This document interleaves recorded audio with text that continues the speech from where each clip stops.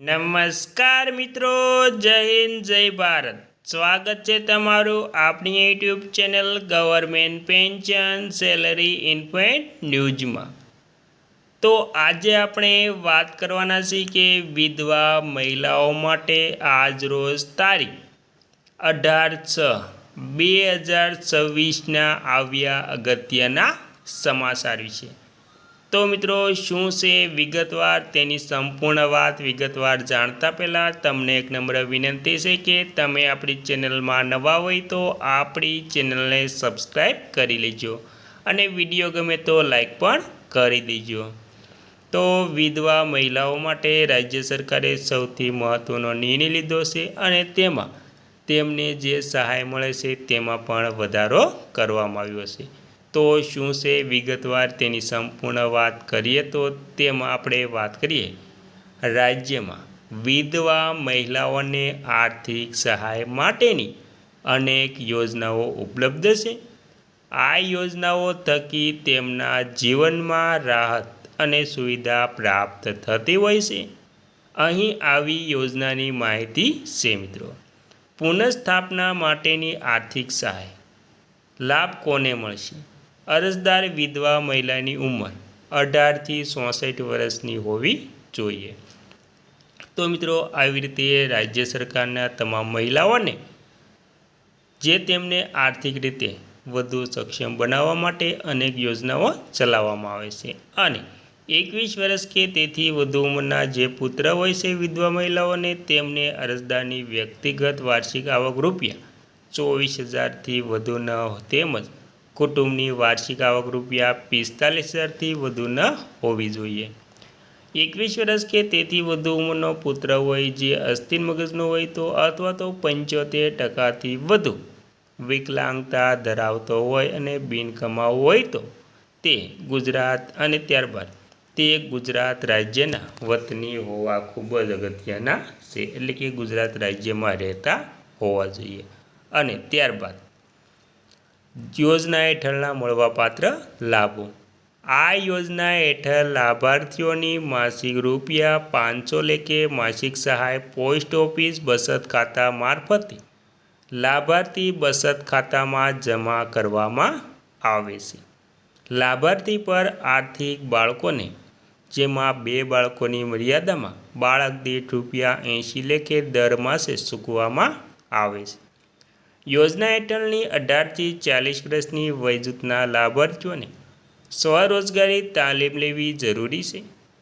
આ યોજના હેઠળ 18થી 40 વર્ષની વયજૂથના લાભાર્થીઓને સ્વરોજગારની તાલીમ આપી નિયમ મુજબ સાધન સહાય ચૂકવવામાં આવે છે અથવા તો રોજગારી માટે લોન નિયમ મુજબ માર્જિન મની રૂપિયા આપી પુનઃસ્થાપિત કરવામાં આવે છે.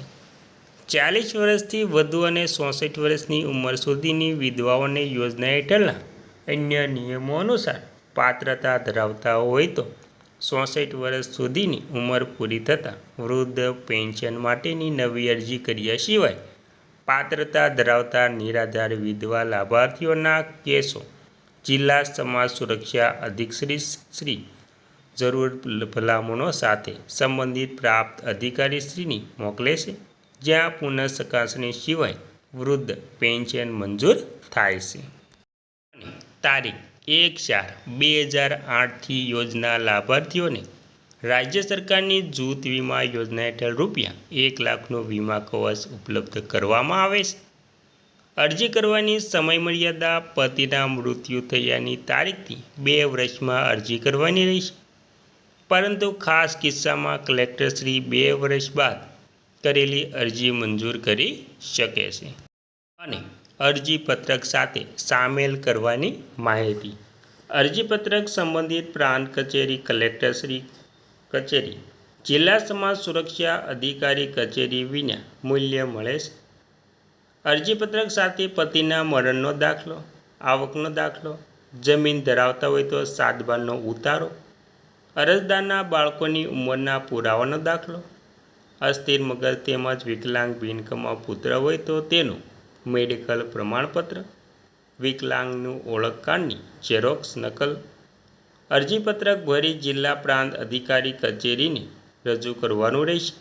જે પુરાવા ચકાસણી યોગ્ય જણાય સહાય મંજૂર આદેશ કરે છે. એટલે કે જે તમે પુરાવા આપ્યા છે જે તેની ચકાસણી યોગ્ય જણાય તો સહાય મંજૂર કરી દેવામાં આવે છે.